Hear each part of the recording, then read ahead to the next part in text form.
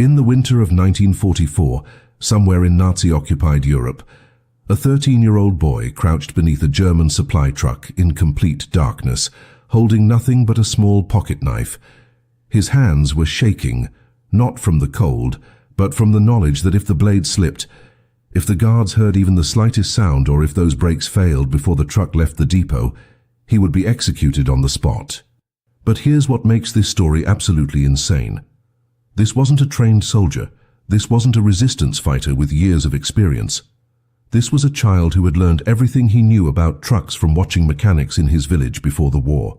And in the next 8 minutes of this video, you're going to discover how this boy's crude sabotage with a knife that couldn't have cost more than a few cents became responsible for one of the most devastating blows to the German war machine in his entire region, a story so dangerous that it remained hidden for decades because revealing it would have put his entire family at risk, even after the war ended.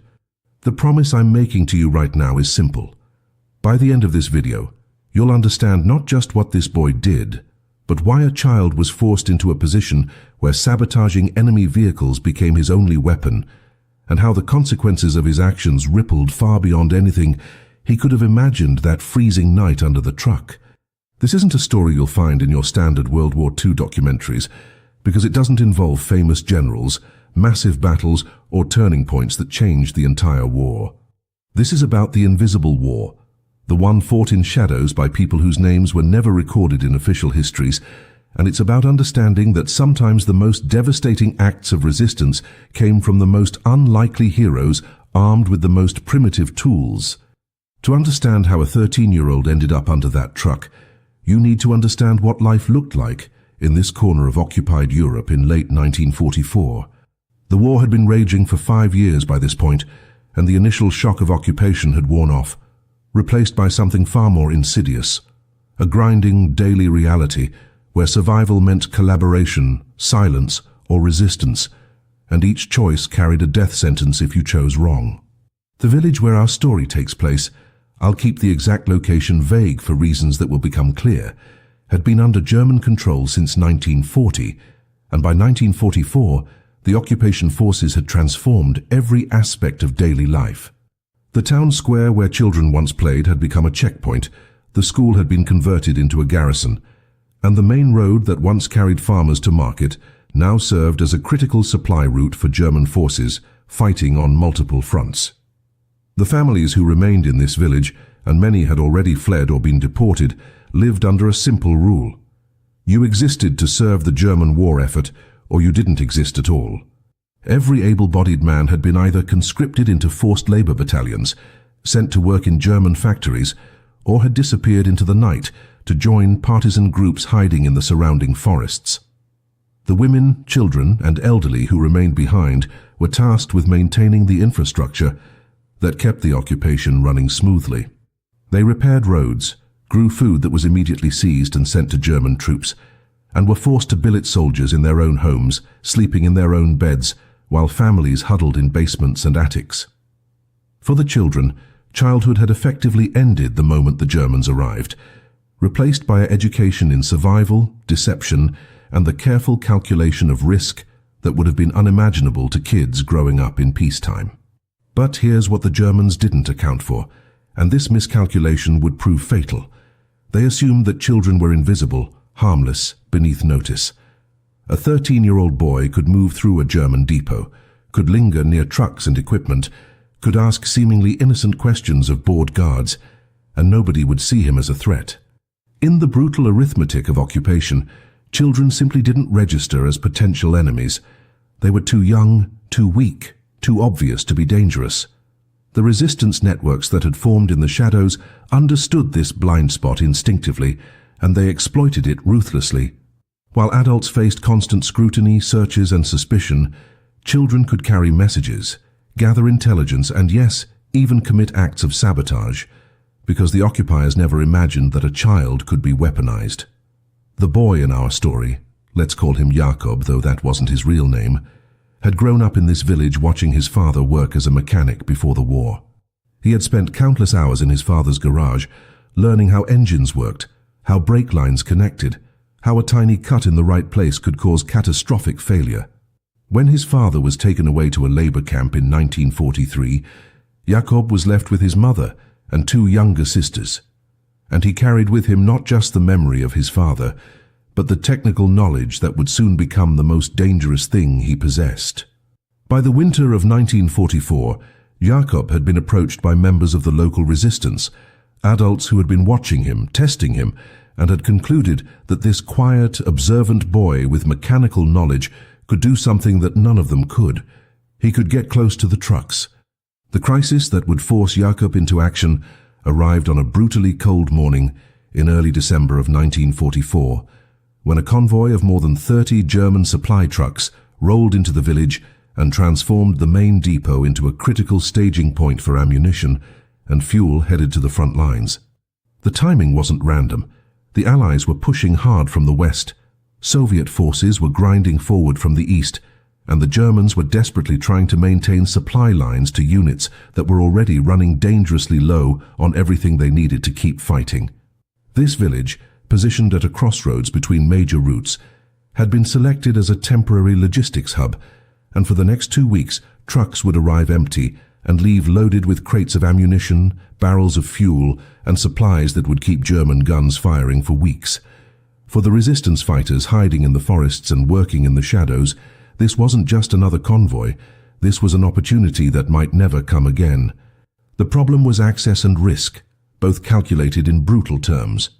The depot was heavily guarded, surrounded by checkpoints, and patrolled constantly by soldiers who had been explicitly ordered to shoot saboteurs on sight without trial or question. Any adult caught near the trucks after dark would be executed immediately. Their family would likely be executed as well, and the entire village would face collective punishment that could include mass deportations or worse. The resistance had tried before, sending trained fighters to plant explosives or disable vehicles, but the security was too tight, the risks too high, and the casualties too devastating.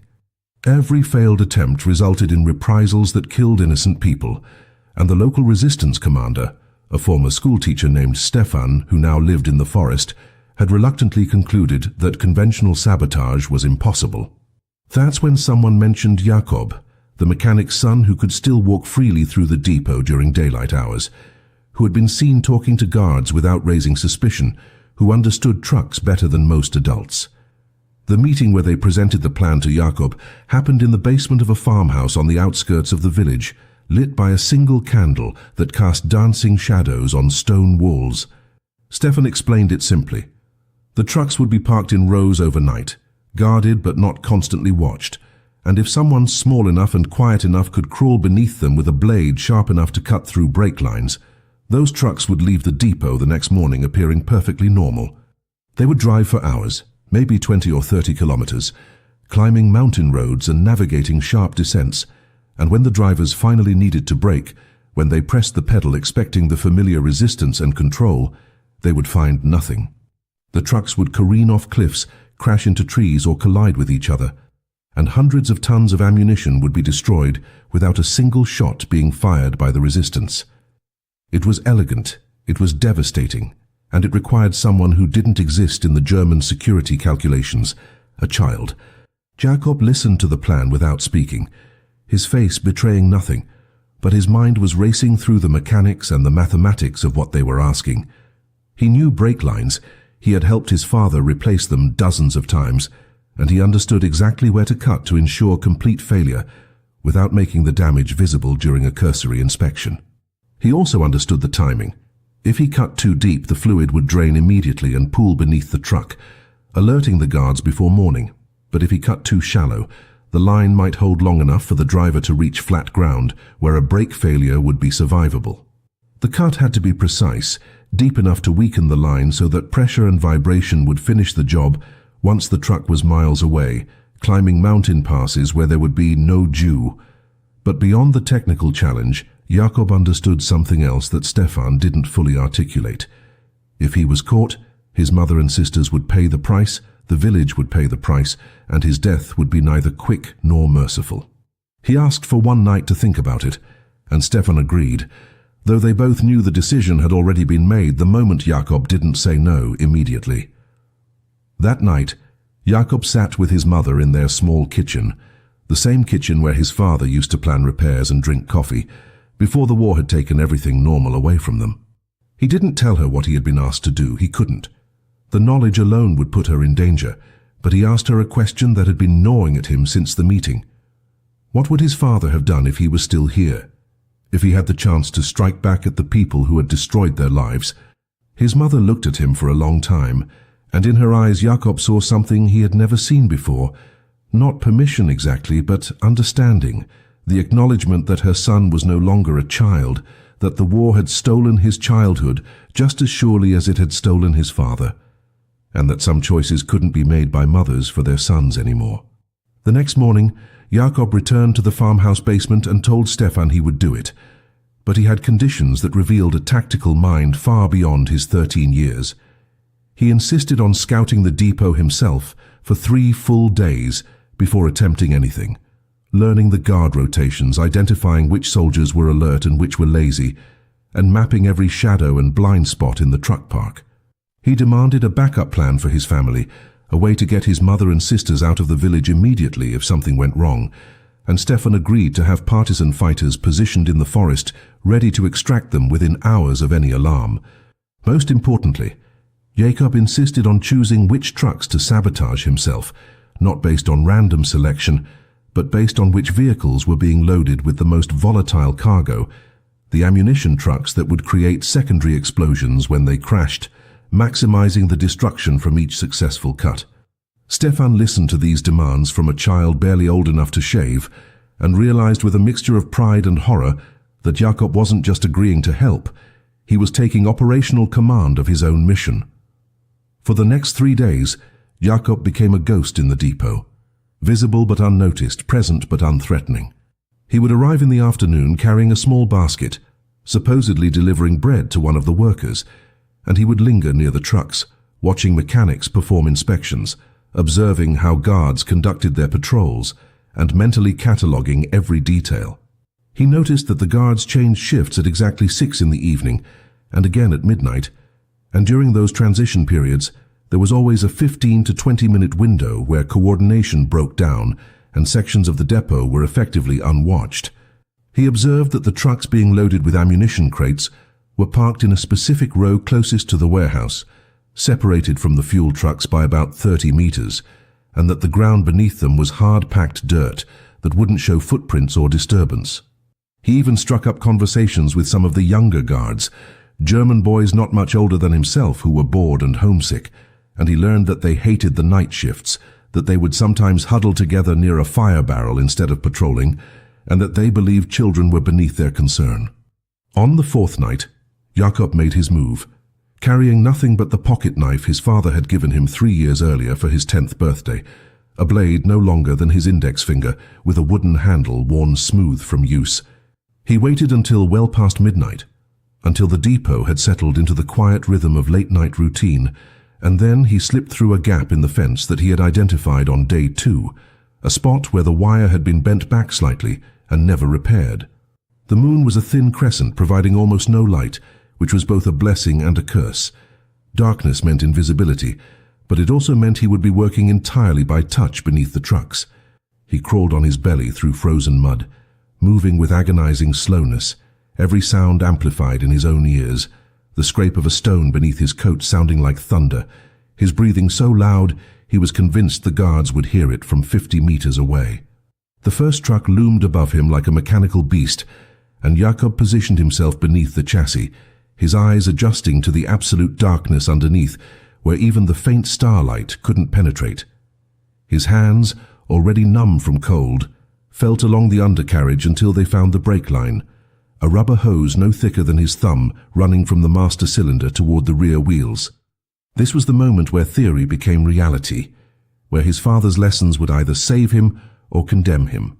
He opened the pocket knife, the click of the blade locking into place sounding impossibly loud, and he placed the edge against the brake line approximately 2/3 of the way along its length, a spot where the cut would be hidden from casual inspection, but where the remaining pressure would finish tearing through the weakened line once the truck was bouncing along mountain roads. He didn't saw or hack. That would take too long and make too much noise. Instead, he applied steady, even pressure, letting the sharp blade bite through the outer rubber layer, then through the reinforcement mesh, and finally feeling the resistance change as the blade reached the inner rubber that contained the brake fluid. The cut took less than 30 seconds, but those 30 seconds felt like hours. Every muscle in Jakob's body locked in concentration, his mind screaming at him to move faster, while his hands insisted on precision and control. When he felt the blade slice through the final layer, and a single drop of brake fluid touched his finger, he knew he had gone deep enough, any deeper, and the line would rupture immediately and leave evidence. But this depth would hold until pressure and vibration finished what he had started. He didn't pause to congratulate himself or second-guess the work. He simply moved to the next truck in the row, crawling through the darkness like a shadow, his pocket knife already positioned for the next cut. By the time the guards completed their next patrol round, walking past the ammunition trucks without a glance underneath, Jakob had already sabotaged 4 vehicles and was working on his 5th, his hands moving with mechanical efficiency, even as his heart hammered against his ribs hard enough to hurt. By 3 in the morning, Jakob had cut the brake lines on 11 trucks, nearly half the ammunition convoy, and his body was beginning to betray him in ways that terrified him more than the guards ever could. His fingers had gone beyond numb into a state where he could barely feel the knife handle, where he had to look down repeatedly to confirm he was still gripping it, and twice he nearly dropped the blade into the mud, where finding it again in the darkness would have been impossible. His shoulders burned from holding the same cramped position beneath each truck. His knees were bleeding through his trousers from crawling across frozen ground studded with sharp stones, and worst of all, he had started to shiver uncontrollably, his body's desperate attempt to generate warmth, threatening to make his hands shake at exactly the moment when precision mattered most. But stopping now wasn't an option. Not when he had already committed to this course, not when 11 trucks represented enough destruction to justify the risk, but not enough to truly cripple the convoy's ability to resupply the front lines. The 12th truck presented a problem he hadn't anticipated, and it nearly ended everything before dawn could break. As Jakob crawled beneath the chassis, his hand brushed against something that shouldn't have been there, a wooden crate that had been shoved partially under the vehicle, probably by lazy workers who didn't want to carry it all the way into the warehouse. The crate was positioned directly over the brake line access point, and moving it would require Jakob to expose himself, to rise up from the protective darkness beneath the truck, and risk being seen by any guard who happened to glance in this direction. He lay there for what felt like an eternity, his mind racing through options, weighing the risk of moving the crate against the cost of skipping this truck, and finally deciding that 11 trucks might not be enough, that he needed to push further, that this opportunity might never come again.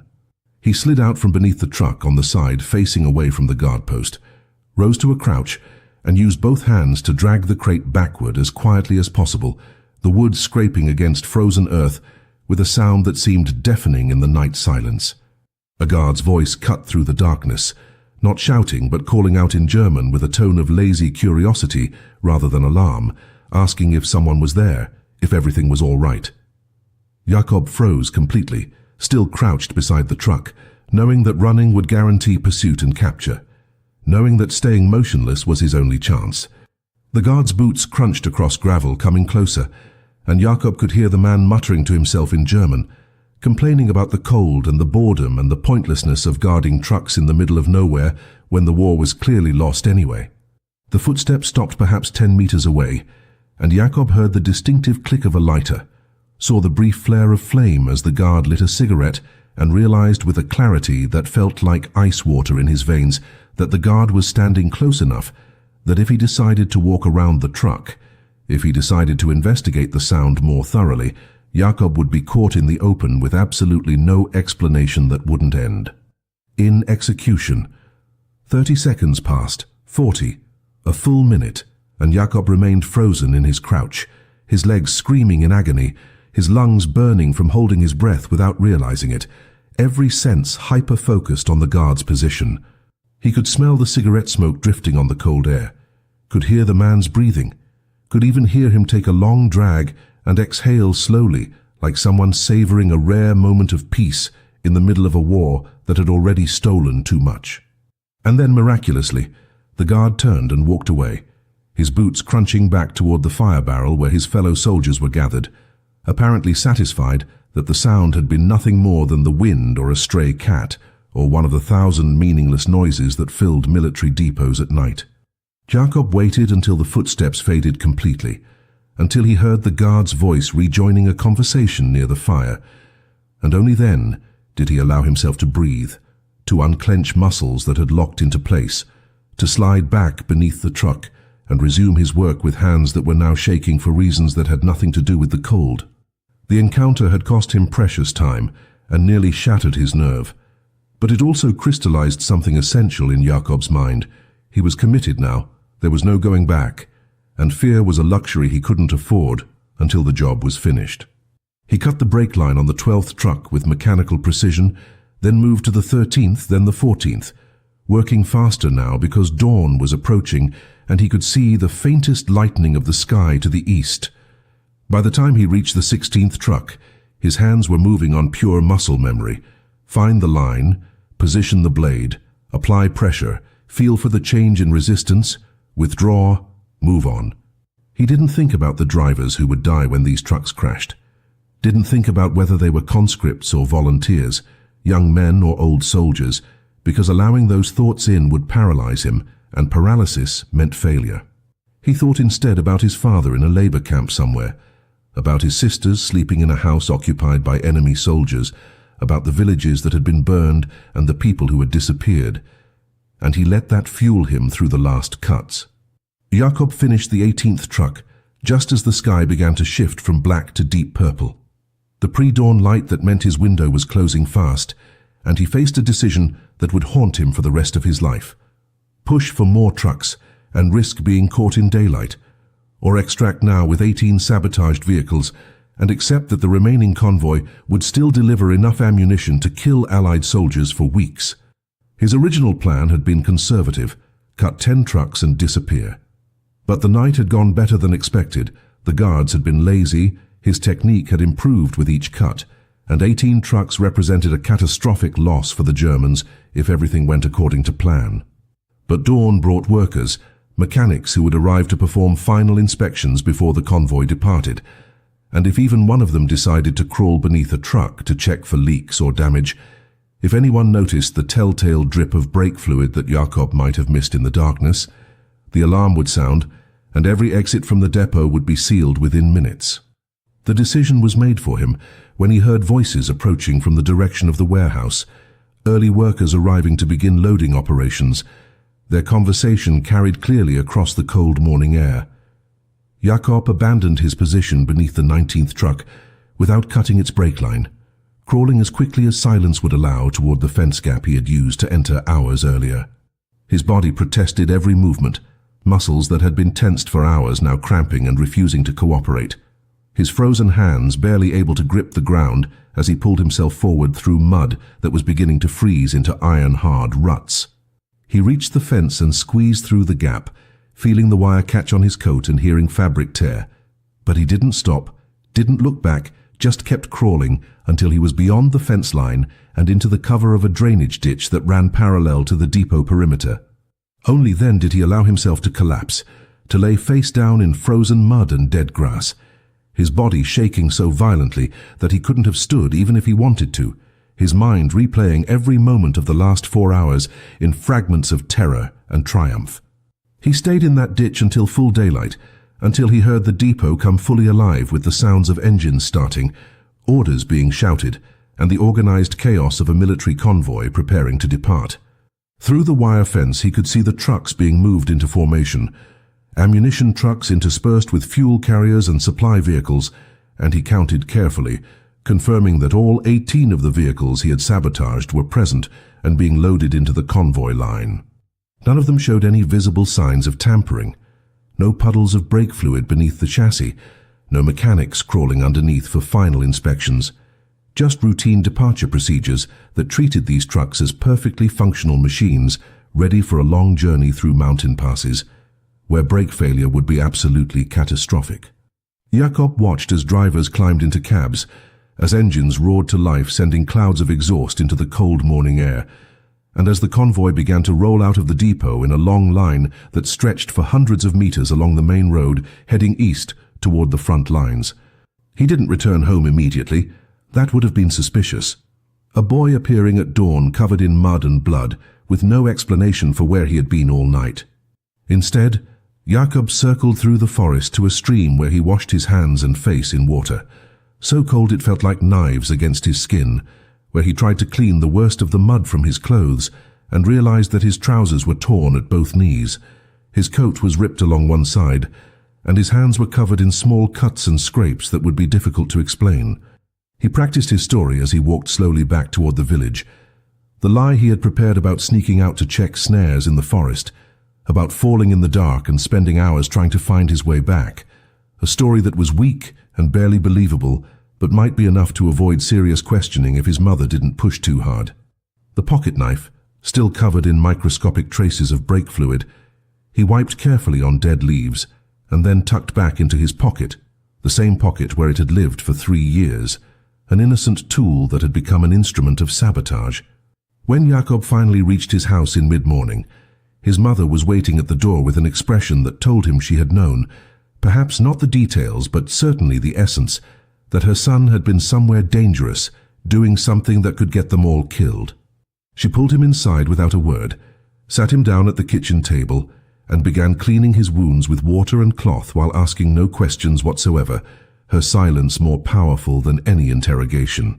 Jakob sat motionless as she worked, feeling the sting of water on torn skin, watching her face for signs of anger or fear or disappointment, but finding only a grim acceptance that this was what their lives had become, that children were being forced to fight wars that adults had started, and that sometimes a mother's job was simply to patch up her son and send him back into a world that wanted to destroy him. She finished bandaging his hands, looked him directly in the eyes for a long moment that communicated everything words couldn't, and then told him to sleep, to rest, because whatever he had done in the darkness would have consequences that would arrive soon enough. The waiting was worse than the sabotage itself, because Jakob had no way of knowing if his work had succeeded, if the cuts had been deep enough, if the brake lines would fail at the right moment, or if the entire night's risk would amount to nothing more than minor leaks that drivers would notice and repair before any real damage occurred. He spent the day trying to act normal, helping his mother with chores, playing briefly with his sisters, but his mind was constantly calculating distances and timelines, trying to estimate how long it would take the convoy to reach the mountain passes where the roads became steep and winding, where drivers would need to brake hard on descents, where a truck loaded with ammunition traveling at speed without functional brakes would become an ennui. Dead missile. The resistance had no radio contact with the partisan groups operating along that route, no way to get real-time intelligence about what was happening kilometers away, so Jacob and everyone else involved in the plan were left to wait in agonizing uncertainty, knowing that success or failure would only become apparent when news filtered back through the networks of informants and observers that fed information to Stefan's group. The first indication that something had happened came late that afternoon, when German military police vehicles roared through the village at high speed, heading east along the same route the convoy had taken that morning, their sirens cutting through the quiet with an urgency that suggested emergency rather than routine patrol. Jakob was in the town square when they passed, and he forced himself to watch with the same mild curiosity that every other villager displayed, showing no more and no less interest than a 13-year-old boy might naturally exhibit when military vehicles raced past. But his heart was pounding so hard he could feel it in his throat, because those vehicles meant something significant had occurred, and the speed and number of them suggested it wasn't a minor incident. Within an hour, more vehicles followed, ambulances and recovery trucks and command cars, all heading east with the same desperate urgency, and the German soldiers stationed in the village began moving with a tension that Jakob recognized as the body language of men who had just received very bad news.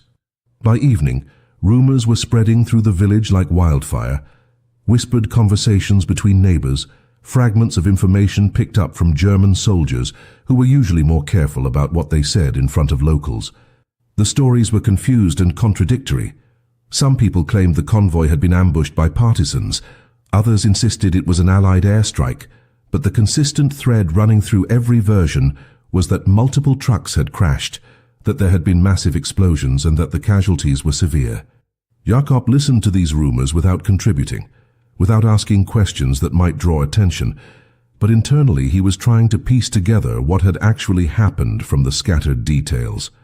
The mention of multiple trucks crashing suggested his sabotage had worked on more than one vehicle. The explosions confirmed that ammunition trucks had been involved, and the severity of the German response indicated losses significant enough to warrant a major investigation. The confirmation came that night when Stefan sent a messenger, a woman who worked in the village bakery and moved freely between town and forest, carrying information hidden in loaves of bread she delivered to resistant safe houses.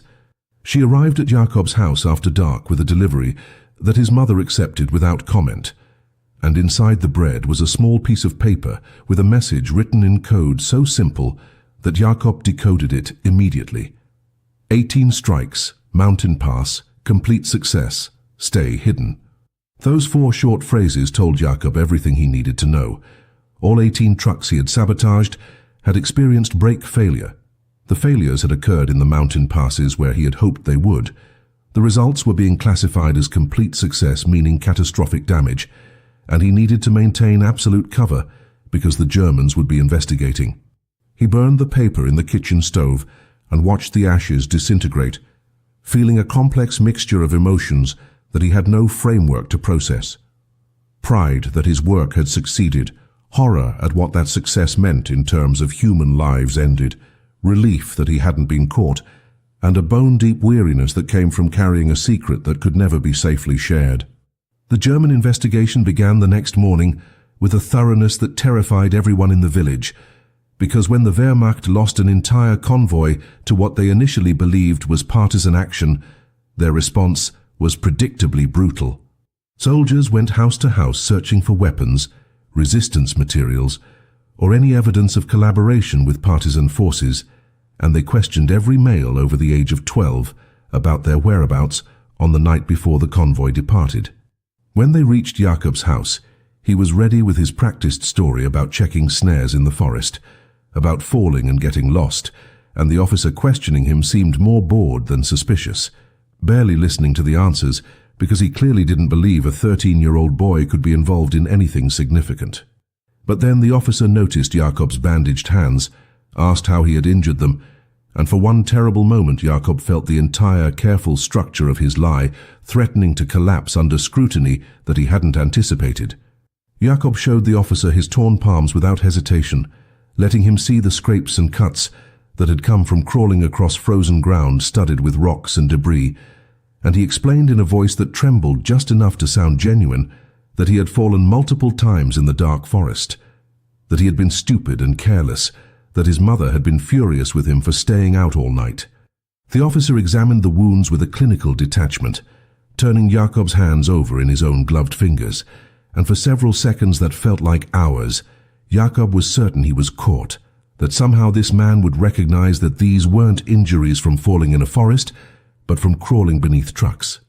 But then the officer released his hands with a dismissive grunt, told Jakob's mother to keep better control of her children, and moved on to the next house without another question.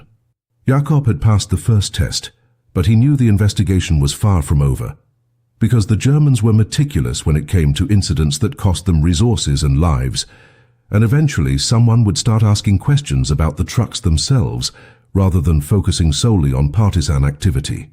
The breakthrough in the German investigation came 3 days later, when mechanics examining the wreckage finally discovered what had actually caused the crashes, and the realization sent shockwaves through the occupation command that fundamentally changed how they viewed the security of their supply operations. Until that moment, every assumption had been built around the convoy being attacked en route, either by partisans with explosives or by some form of coordinated ambush. But when mechanics found the severed brake lines on truck after truck, when they realized that the cuts were too precise and too uniform to be accidental damage, when they understood that someone had sabotaged these vehicles while they were parked in what was supposed to be a secure depot, the entire narrative collapsed. This wasn't an attack on the convoy, this was infiltration of their own facility, and that meant the enemy wasn't just in the forests anymore, the enemy was inside their perimeter, possibly inside their own ranks, and every person who had access to that depot became a suspect overnight. The reprisals were immediate and savage, because the German command needed to demonstrate that sabotage would be met with consequences so brutal that no one would dare attempt it again. They arrested every worker who had been in the depot the night before the convoy departed, 23 men and women who had been loading trucks, performing maintenance, or working in administrative roles, and they held them in the village church that had been converted into a temporary prison. The interrogations were conducted with a brutality that Jakob could hear from his house, screams carrying across the village in the cold night air. And he lay in his bed, knowing that innocent people were being tortured because of what he had done, that the Germans were trying to extract confessions from workers who had no idea what had actually happened. 5 of those workers were executed 2 days later, shot in the town square as collective punishment and as a warning. And Jakob watched from a distance as the bodies were left hanging for 24 hours, a message written in death that this was the price of resistance. The guilt nearly broke him, not because he regretted sabotaging the trucks or because he believed the mission hadn't been worth it, but because the cost was being paid by people who had nothing to do with his actions, people whose only crime was being in the wrong place when the Germans needed someone to blame. He wanted to confess, wanted to turn himself in and stop the torture and executions, but his mother must have seen it in his face because she grabbed him by the shoulders one night and told him with a fierceness he had never heard before that if he confessed, if he threw away his life and his sacrifice to save people who were already doomed, then everything he had accomplished would mean nothing. The trucks would still be destroyed, but he would be dead, and the resistance would have lost one of its most valuable assets. She told him that war demanded impossible choices, that innocent people died every day for reasons that had nothing to do with justice or fairness, and that his job now was to survive, to learn from this, and to be ready when the resistance needed him again. The German investigation eventually concluded without identifying the saboteur, not because they gave up, but because they were working from fundamentally flawed assumptions about who could have committed such an act. Every interrogation focused on adults. Every suspect list included mechanics and workers and known resistance sympathizers, but nowhere in their analysis did they seriously consider that a child could have been responsible for sabotage this sophisticated and this devastating. The final report, which Jakob would only learn about years later, attributed the incident to unknown resistance operatives with advanced technical training, possibly including former German military personnel, a conclusion that was simultaneously completely wrong and completely logical, given their understanding of the world. They never expanded the security perimeter to account for children, never implemented measures that would have prevented Jakob from repeating his actions, and never understood that their greatest vulnerability wasn't partisan fighters with explosives, but a 13-year-old boy with a pocket knife, and the technical knowledge his father had passed down before being taken away. The full scope of what Jakob had accomplished only became clear weeks later, when intelligence filtered back through resistance networks, and the numbers were staggering in ways that nobody had anticipated when the mission was first planned. The 18 trucks hadn't just crashed, they had created a cascading disaster that multiplied the initial damage far beyond simple vehicle loss. The convoy had been traveling through a narrow mountain pass when the first truck lost its brakes on a steep descent, and the driver, realizing too late that the pedal was going to the floor with no resistance, had attempted to slow the vehicle by sideswiping the cliff wall, but the weight of the ammunition cargo made control impossible. The truck had jackknifed across both lanes of the mountain road, blocking the route completely, and the trucks behind it, 7 of which had also been sabotaged by Jakob, had piled into the wreckage in a chain reaction that turned the mountain pass into an inferno of exploding ammunition and burning fuel that could be seen for miles. But the destruction didn't end with that first pileup, because the convoy had been stretched out over several kilometers of winding mountain road, and the remaining sabotaged trucks experienced their brake failures at different points along the route, as drivers encountered descents and curves that demanded braking. 3 trucks had gone over cliffs, tumbling hundreds of meters down mountainsides and detonating when they hit bottom, the explosions triggering rock slides that made sections of the road impassable for weeks. 2 more had crashed into each other at a hairpin turn, creating another blockage that trapped additional vehicles on a narrow stretch of road where they became easy targets for partisan fighters who emerged from the forest to finish what Jakob had started.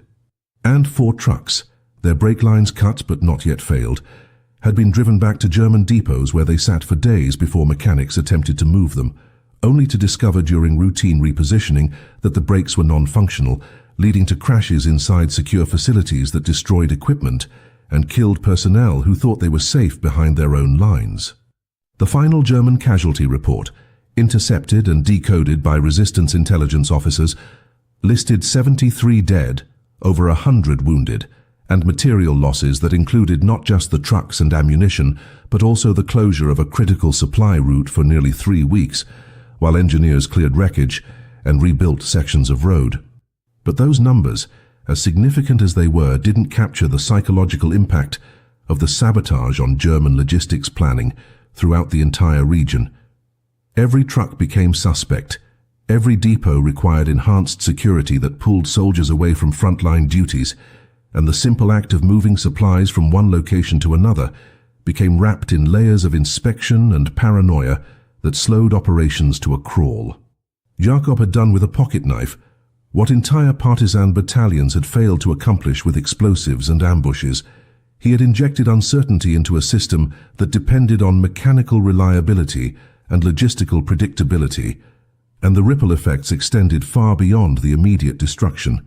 Stefan visited Jakob one final time before the resistance networks evacuated him and his family from the village, because the Germans might not have identified the saboteur, but they were systematically clearing the area of anyone who might pose a security risk. They met in the same farmhouse basement where the mission had been planned, and Stefan brought with him a message from the regional resistance commander that Jakob would carry for the rest of his life. The commander had written that in the arithmetic of war, where every action was measured against its cost in lives and resources, Jakob's sabotage represented one of the most efficient and devastating operations of the entire resistance campaign in that sector. 18 cuts with a pocket knife had achieved what would have required hundreds of fighters, tons of explosives, and casualties that the resistance could not afford, and more importantly, it had been accomplished without losing a single resistance life, without exposing the network, and without giving the Germans any actionable intelligence they could use to strike back. But Stefan also brought a warning that revealed the darker side of Jakob's success and the burden it placed on a 13-year-old who had just learned that he was very good at killing people he had never met. The resistance wanted to use him again, wanted to deploy him to other depots and facilities where a child could move undetected, wanted to turn his mechanical knowledge and his proven ability to operate under pressure into a repeatable tactic that could be scaled across the entire occupation zone. Stefan told Jakob that he could refuse, that the resistance would understand if one mission was enough, that nobody would judge a 13-year-old boy for wanting to go back to being a child, or at least whatever approximation of childhood was possible under occupation.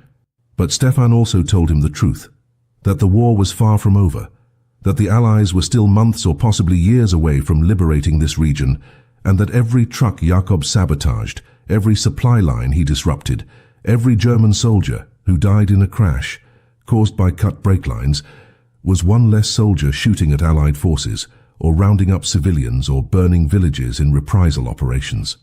Jakob's answer came not in words but in action, and over the next 4 months before the Allied advance finally reached his region, he would sabotage vehicles in 7 different German depots across occupied territory, each mission planned with increasing sophistication as he refined his techniques and learned from each operation.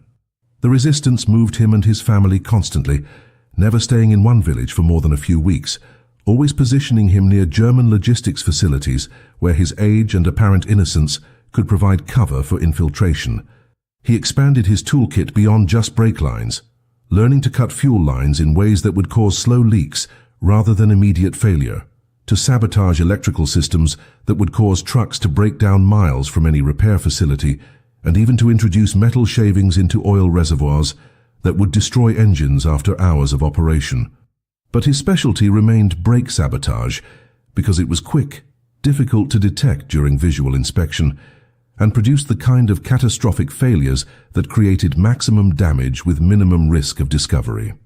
The psychological toll of this secret war began to show in ways that worried his mother and the resistance handlers who managed his operations, because Jakob was no longer the quiet, observant boy who had volunteered for that first mission. He was becoming someone harder, more calculating, more willing to accept civilian casualties as collateral damage in pursuit of military objectives.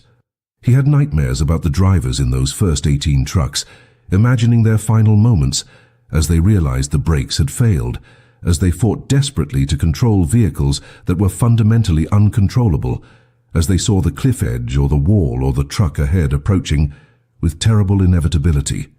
But he also developed a capacity to compartmentalize that trauma, to lock it away in some mental box that he could close during missions, and this ability to function under extreme psychological pressure made him even more valuable to the resistance, even as it raised questions about what kind of man he would become if he survived the war. The closest Jakob came to being caught happened during his 6th operation.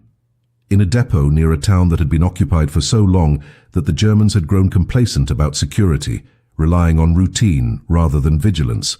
He was beneath his 4th truck of the night when a German shepherd on patrol caught his scent and began barking with an intensity that brought guards running from multiple directions, their flashlight beams cutting through the darkness as they searched for the source of the dog's agitation. Jakob had perhaps 10 seconds to make a decision, try to crawl deeper into the shadows beneath the truck and hope the dog couldn't reach him, or abandon the mission and run for the fence gap he had used to enter. He chose a 3rd option that demonstrated how much his tactical thinking had evolved since that first night. He pulled a piece of sausage from his pocket, food he had been saving for later, and tossed it as far as he could away from his position, gambling that the dog would choose food over investigation. The gamble worked. The shepherd bolted after the sausage with single-minded enthusiasm, and the guards, assuming the dog had simply detected a rat or a stray cat, called off the search after a cursory sweep that never looked beneath the trucks.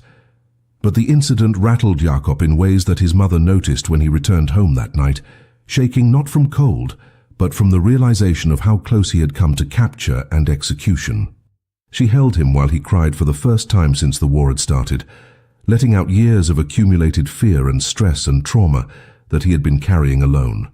And she told him something that would stay with him forever, that bravery wasn't the absence of fear. It was the decision to act despite fear, and that crying after a mission didn't make him weak. It made him human, and staying human was the only way to ensure that when the war ally ended, he would still be someone worth saving.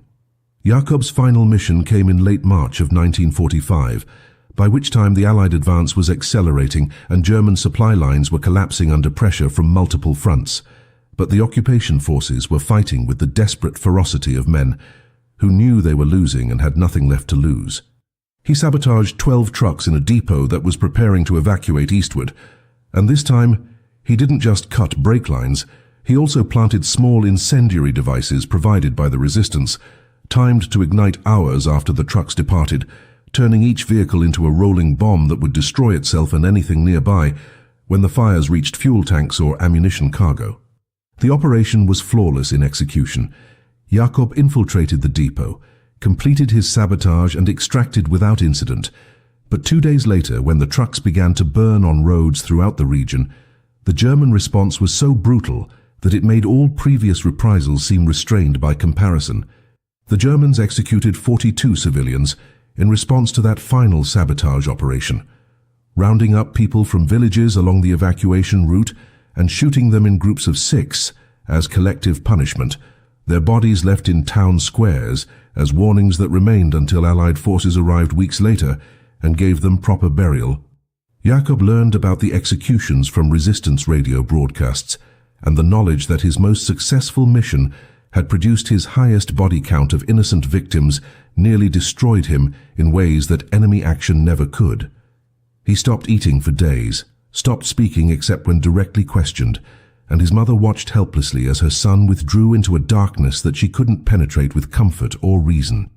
It was Stefan who finally reached him, arriving at their temporary shelter with news that the Allied advance was less than 50 kilometers away, that the occupation was ending, and that Jakob's sabotage operations had saved countless lives by disrupting German supply lines at critical moments, when even small delays had strategic significance.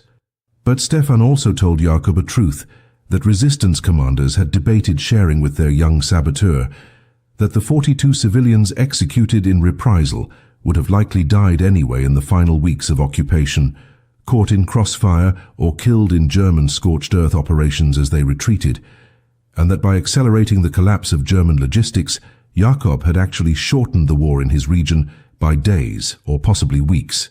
Savvy. Stung hundreds or thousands of lives that would have been lost if the occupation had continued. It was cold mathematics, the brutal calculus of war where individual deaths were weighed against collective survival, and whether it brought Jakob any real comfort was debatable, but it gave him a framework to process the guilt, a way to understand that in war there were no clean choices, only decisions about which terrible outcome was less terrible than the alternatives.